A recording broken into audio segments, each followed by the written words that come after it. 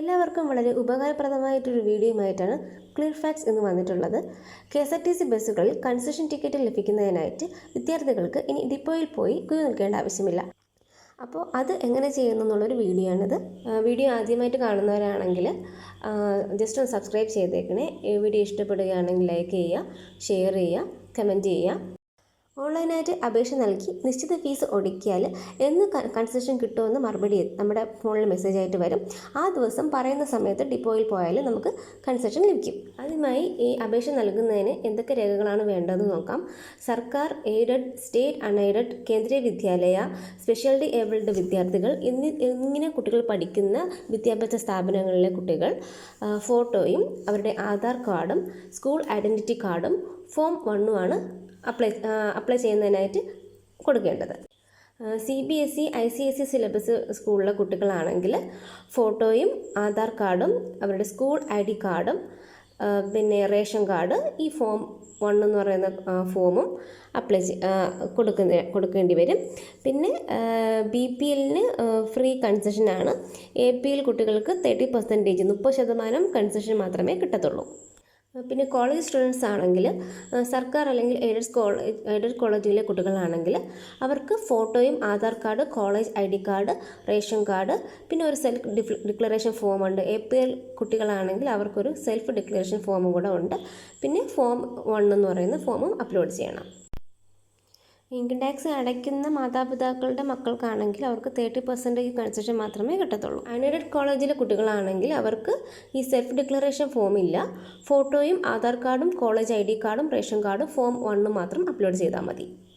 ഇനി നമുക്ക് ഇത് എങ്ങനെയാണ് അപ്ലൈ ചെയ്യേണ്ടതെന്ന് നോക്കാം. ഇപ്പോൾ കോളേജിലെ സ്റ്റുഡൻസിനാണെങ്കിൽ ആദ്യം concession.ksrtc.com എന്നുള്ള സൈറ്റിൽ വരിക. അതിൽ കയറുമ്പോൾ college students registration, school students registration ഇങ്ങനെ ലെഫ്റ്റ് സൈഡിനായിട്ട് നമുക്ക് കാണാൻ കഴിയും. അതിൽ കോളേജ് സ്റ്റുഡൻസ് രജിസ്ട്രേഷൻ സെലക്ട് ചെയ്യുക. പിന്നെ അപ്ലോഡ് ചെയ്യേണ്ട ഫയലുകളുടെ സൈസ് 500 KB മാക്സിമം ആവാവൂ. പിന്നെ JPG ഫോമാറ്റും അപ്ലോഡ് ചെയ്യാം, PDF ഫോമാറ്റും അപ്ലോഡ് ചെയ്യാവുന്നതാണ്. അതിലാദ്യം കൊടുക്കേണ്ടത് പേഴ്സണൽ ഡീറ്റെയിൽസ് ആണ്. കുട്ടിയുടെ പേഴ്സണൽ ഡീറ്റെയിൽസ് കൊടുക്കുക. പേര്, അവരുടെ ഏജ്, ജെൻഡർ, പിന്നെ ആധാർ നമ്പർ, പിന്നെ ഇമെയിൽ ID, മൊബൈൽ നമ്പർ, പിന്നെ നമുക്കൊരു യൂസർ ID പാസ്വേഡും ക്രിയേറ്റ് ചെയ്യണം. അത് ജസ്റ്റ് ക്യാപിറ്റൽ ലെറ്റേഴ്സും നമ്പേഴ്സും കൂടെ അടങ്ങിയിട്ടുള്ള ഒരു യൂസർ ID ക്രിയേറ്റ് ചെയ്താൽ മതി. ID പാസ്വേഡ് യൂസ് ചെയ്യുക. അത് എവിടെയെങ്കിലും എഴുതി വെച്ചേക്കുക. അത് ഇനി നമുക്ക് അപ്ലൈ ചെയ്തിട്ട് ഇതിൻ്റെ അപ്രൂവ് ആയോ, അതിൻ്റെ പേയ്മെൻറ്റ് അടയ്ക്കേണ്ട കാര്യങ്ങളെല്ലാം ചെക്ക് ചെയ്യണം. അപ്പോൾ അതിനായിട്ട് വീണ്ടും ലോഗിൻ ചെയ്യേണ്ടതായിട്ടുണ്ട്. അപ്പോൾ ആ യൂസർ IDയും പാസ്വേഡും സേവ് ചെയ്ത് വെച്ചേക്കുക. അഡ്രസ് ഡീറ്റെയിൽസ് കൊടുക്കുക. അഡ്രസ് ഡീറ്റെയിൽസും കൊടുത്ത് കഴിയുമ്പോഴത്തേക്ക് നെക്സ്റ്റ് ഇൻസ്റ്റിറ്റ്യൂഷൻ ഡീറ്റെയിൽസ് ആണ് കൊടുക്കേണ്ടത്. വരുന്നത് ഡോക്യുമെൻറ്റ്സ് അപ്ലോഡ് ചെയ്യാനുള്ളൊരു പാർട്ടാണ്. അവിടെ സ്റ്റുഡൻറ്റിൻ്റെ ഫോട്ടോയും ID കാർഡിൻ്റെ photo, ration card photo, Aadhaar കാർഡിൻ്റെ ഫോട്ടോ, പിന്നെ ഈ ഫോം 1 എന്ന് പറയുന്ന ഫോം, പിന്നെ വേണ്ടത് പ്രീവിയസ് കൺസെഷൻ കാർഡ് ഉണ്ടെങ്കിൽ അതിൻ്റെ ഡീറ്റെയിൽസ്, സെൽഫ് ഡിക്ലറേഷൻ അത് ആവശ്യമാണെങ്കിൽ അത് നൽകുക. പിന്നെ കോഴ്സ് സർട്ടിഫിക്കറ്റ് ആവശ്യമുണ്ടെങ്കിലും കൊടുക്കുക. ഈ കൺസെഷൻ പുതുക്കുന്ന സമയത്ത് പഴയ കൺസെഷൻ ടിക്കറ്റും കോഴ്സ് സർട്ടിഫിക്കറ്റും ഹാജരാക്കേണ്ടതാണ്. അപ്പോൾ റിന്യൂവൽ ആണെങ്കിൽ ഈ 2 സർട്ടിഫിക്കറ്റും കൂടെ അപ്ലോഡ് ചെയ്യേണ്ടതായിട്ടുണ്ട്. നെക്സ്റ്റ് വരുന്നത് അതർ ഡീറ്റെയിൽസ് ആണ്. അവിടെ നമ്മൾ ഈ ഡിസ്റ്റൻസ് ആണ് കൊടുക്കേണ്ടത്. എവിടം തൊട്ട് എവിടം വരെ ട്രാവൽ ചെയ്യുന്നതിന് വേണ്ടിയിട്ടാണ് ഇത് അപ്ലൈ ചെയ്യുന്നതെന്നും. പിന്നെ 1 മന്ത് പീരീഡും 3 മന്ത് പീരീഡിനും കൊടുക്കാവുന്നതാണ്. നമുക്ക് ഇഷ്ടമുള്ള രീതിയിൽ അത് സെലക്ട് ചെയ്ത് കൊടുക്കാം.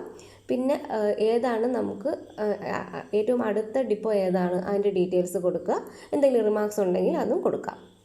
നെക്സ്റ്റ് ഡിക്ലറേഷൻ ഉണ്ട്. ഡിക്ലറേഷൻ 2 നമ്മൾ ടിക്ക് ചെയ്യുക. അത് കഴിഞ്ഞ് പ്രിവ്യൂ കൊടുക്കുക. പ്രിവ്യൂവിൽ നമ്മൾ കൊടുത്ത രേഖകളെല്ലാം കറക്റ്റ് ആണോ എന്ന് ചെക്ക് ചെയ്തതിന് ശേഷം സബ്മിറ്റ് ചെയ്യുക. സബ്മിറ്റ് കഴിയുമ്പോഴത്തേക്ക് നമുക്കൊരു ഒരു ആപ്ലിക്കേഷൻ നമ്പർ കിട്ടും. അത് നമ്മൾ സൂക്ഷിച്ച് വയ്ക്കുക. പക്ഷേ നമ്മളത് കയ്യിൽ നഷ്ടപ്പെട്ടാലും കുഴപ്പമില്ല. നമ്മൾ നൽകുന്ന ആ മൊബൈൽ നമ്പറിലേക്ക് ഈ മെസ്സേജ് വരും. നമ്മൾ കൊടുത്തിട്ടുള്ള ആ മെയിലിലോട്ടും നമ്മളിത് അപ്ലൈ ചെയ്തതിൻ്റെ മെസ്സേജ് വരുന്നതാണ്. നമുക്ക് വീണ്ടും നമ്മുടെ ഇമെയിൽ IDയും പാസ്വേഡും വെച്ചിട്ട് നമ്മൾ ഇപ്പോഴും അപ്ലൈ ചെയ്തതിൻ്റെ സ്റ്റാറ്റസ് നോക്കാൻ പറ്റും. അപ്പോൾ അതിൽ കൊണ്ട് ആപ്ലിക്കേഷൻ പെൻഡിങ് എന്നുണ്ട്. അപ്പോൾ അതിനി അവിടെ ഇപ്പോൾ ഡിപ്പോയിൽ നോക്കുമ്പോഴത്തേക്ക് അവിടെ ആപ്ലിക്കേഷൻ വെരിഫൈഡ് എന്നൊക്കെ കാണിക്കും. അത് നമുക്ക് ചെക്ക് ചെയ്യാവുന്നതേ ഉള്ളൂ. വീഡിയോ എല്ലാവർക്കും യൂസ്ഫുൾ ആയെന്ന് വിചാരിക്കുന്നു. Please like and subscribe my channel.